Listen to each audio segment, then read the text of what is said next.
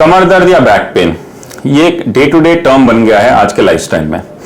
अगर हम आंकड़ों की बात करें तो 70% लोगों को 50 साल की उम्र के बाद कमर दर्द कभी ना कभी हुआ ही होता है या वो इसके क्रोनिक शिकार भी होते हैं। आजकल हम यंग एज में भी काफी पेशेंट्स देख रहे हैं जिनको कि बैक पेन है।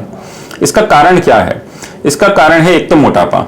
अगर आप मोटे हैं तो आपको बैक पेन होने के चांसेस ज्यादा हैं। दूसरा, अगर आपका सिटिंग पोस्चर अच्छा नहीं है, जैसे कि अगर कुर्सी अच्छी नहीं है जिसमें प्रॉपर बैक सपोर्ट ना हो, तो भी इसमें बैक पेन होने के चांसेस ज्यादा होते हैं। या अगर आप सोफे पे बैठ के लैपटॉप पे लंबे समय तक काम कर रहे हैं या आपका पोस्चर अच्छा नहीं है, तब भी बैक पेन होने के चांसेस बहुत बढ़ जाते हैं। जो लोग ट्रैवल ज्यादा करते हैं, खासतौर से कार में, जब रोड अच्छी नहीं हो, गड्ढे हो, उससे एक वाइब्रेटरी इंजरी होती है स्पाइनल कॉर्ड को, वो भी बैक पेन के जो चांसेस हैं वो बढ़ा देती है। या जो लोग बाइक पे लंबा ट्रैवल करते हैं, उनको भी जब बार बार गड्ढों में बाइक जाती है तो उससे वाइब्रेशन इंजरी होती है स्पाइन की डिस्क में, जिससे कि बैक पेन बढ़ता है। तो ये कुछ कॉमन कारण है बैक पेन के जो आजकल हमारी लाइफस्टाइल से जुड़े हुए हैं। ज्यादा ट्रैवलिंग हो या पोस्चर अच्छा ना हो, ज्यादा बैठने का काम हो, एक्सरसाइज ना होना, मोटापा होना, ये सारे कारण है बैक पेन के। अब हम मेडिकली देखें तो बैक पेन के नॉर्मली 3 कारण होते हैं। एक तो ये कि अगर मसल्स किसी की वीक हो, या अगर किसी का जैसे खराब पोस्चर में बैठता है और मसल्स उतनी स्ट्रांग नहीं है कि स्पाइन को सपोर्ट कर पाए, तो स्पाइन की मसल्स की वीकनेस होना एक बहुत कॉमन कारण है बैक पेन का। दूसरा है स्पाइन के अगर कोई डिस्क रिलेटेड प्रॉब्लम है, जैसे अगर डिस्क अपनी जगह से हिल गई है या डिहाइड्रेट हो गई है, सूख जाना जिसको कहते हैं डिस्क का, तो उससे भी बैक पेन बढ़ते हैं। तीसरा होता है बोन रिलेटेड प्रॉब्लम। अब बोन रिलेटेड प्रॉब्लम में भी नॉर्मली 3 तरह की प्रॉब्लम होती है। या तो बोन वीक हो गई होती है, जैसे ऑस्टियोपोरोसिस में, वो भी बैक पेन कर सकती है। दूसरा है बोन अगर अपनी जगह से हिल गई हो, जिसको हम स्पॉन्डाइलोलिस्थेसिस कहते हैं, कि जैसे अगर एक बोन दूसरी बोन के ऊपर ऐसी होनी चाहिए, उसकी जगह वो बोन थोड़ी सी आगे या थोड़ी सी पीछे स्लिप हो गई है, तो भी वो बैक पेन कर सकती है। और तीसरा होता है जब स्पाइन के जॉइंट्स, जो बोनी जॉइंट्स होते हैं, उनका डिस्फंक्शन हो जाता है, जिसको हम फेसेटल आर्थ्रोपैथी या फेसेटल जॉइंट डिस्फंक्शन कहते हैं। तो ये 3 तरह की चीजें होती हैं बोन में जो कि बैक पेन कॉज कर सकती हैं। अब अगर हम इनके इलाज की बात करें तो जो यंग पेशेंट्स हैं, खासतौर से जो 40 साल से कम के हैं, उनमें नॉर्मली पुअर पोस्चर की वजह से बैक पेन देखने को मिलता है। तो अगर वो अपने बैठने का पोस्चर अच्छा रखें, अच्छी एक कुर्सी यूज करें जिसका कि बैक का स्लांट एंगल 110 डिग्रीज के करीब है, तो वो सबसे बेस्ट है। उसमें बैक पूरी तरह से ऊपर तक सपोर्टेड होनी चाहिए। कुर्सी के साइड में साइड आर्म्स होने चाहिए, ताकि जब लंबे समय तक बैठ रहे हैं तो एल्बोज उन साइड आर्म्स पे हम सपोर्ट कर पाएं और फिर लैपटॉप पे या जो भी ऑफिस रिलेटेड जॉब है वो करें। अगर आपका वर्क फ्रॉम होम कल्चर है तो आप घर में एक प्रॉपर ऑफिस स्पेस बनाएं, जैसे कि टेबल चेयर प्रॉपर, जैसे कि आप ऑफिस में काम करने के लिए आपको टेबल चेयर मिलती है। इससे आपके बैक का पोस्चर भी अच्छा रहेगा और आप जो काम करेंगे उससे बैक पे आपके स्ट्रेस भी नहीं आएगा।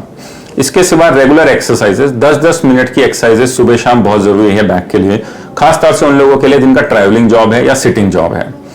इसके सिवा आपको अपना वेट कम रखना चाहिए। यंग पेशेंट जिनका वेट ज्यादा है, खासतौर से जिसे हम सेंट्रल ओबेसिटी या पेट पे मोटापा कहते हैं, वो लोग अगर अपना वेट कम कर लें तो ही उससे कमर पे लोड बहुत कम हो जाता है।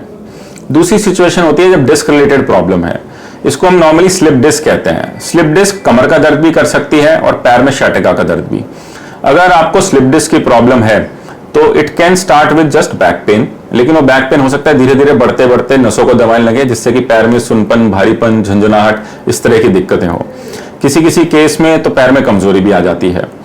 तो अगर बहुत सीवियर सिम्टम्स हैं तभी इसमें सर्जरी की जरूरत पड़ती है, अदरवाइज तो इसको हम एक्सरसाइजेस, फिजियोथेरेपी, मेडिसिन और रेस्ट से ही ठीक कर लेते हैं। अगर किसी को सर्जरी की जरूरत पड़ती भी है तो उसमें आजकल हम छोटे चीरे वाली या स्मॉल इंसिजन की होल सर्जरी जिसे कहते हैं, एंडोस्कोपिक सर्जरी या माइक्रोस्कोपिक डिस्क सर्जरी करते हैं, जिसमें हम पेशेंट को कुछ ही घंटों के लिए हॉस्पिटल में रखते हैं और फिर छुट्टी करके घर भी भेज देते हैं। इसका चीरा इतना छोटा आता है कि इसमें कुछ खास ड्रेसिंग की भी जरूरत नहीं होती और मेजॉरिटी केसेस में तो हमें टाके भी नहीं लगाने पड़ते हैं। तीसरी सिचुएशन जो कि सीवियर बैक पेन कर सकती है वो ये कि अगर बोन रिलेटेड प्रॉब्लम हो, जैसे अगर बोन स्लिप हो रही है जिसे हम स्पॉन्डाइलोलिस्थेसिस कहते हैं, तब भी उसमें बैक पेन होने के चांसेस काफी ज्यादा रहते हैं। ये बैक पेन परसिस्टेंट या क्रोनिक रह सकता है। इस सिचुएशन में हर किसी को सर्जरी की जरूरत नहीं पड़ती, लेकिन उनको जिनको कि बैक पेन बहुत ज्यादा है या पैरों में सुनपन हो रहा है चलने में, या भारीपन है, या फिर नर्व रिलेटेड सिम्टम्स हैं, तब ही हमें सर्जरी की जरूरत पड़ती है। इसमें नॉर्मली हम इम्प्लांट बेस्ड सर्जरीज करते हैं और स्पाइन को फिक्स कर देते हैं ताकि एबनॉर्मल मूवमेंट खत्म हो जाए और नसों को भी खोल देते हैं। तो अगर हम देखें तो इन 3 कारणों की वजह से ही मोस्टली बैक पेन होते हैं। लेकिन मैं आप सबको ये बताना चाहता हूं कि ऑलमोस्ट 95 to 99% पेशेंट्स में कभी सर्जरी की जरूरत नहीं पड़ती। सर्जरी की जरूरत उन्हीं केसेस में पड़ती है जहां पे या तो पेन बहुत ज्यादा हो, दवाइयों से ठीक ना हो रहा हो, एक्सरसाइज करके भी फायदा ना हो, या फिर पैर में ये कमजोरी, सुनपन, भारीपन इस तरह के सिम्टम्स हो।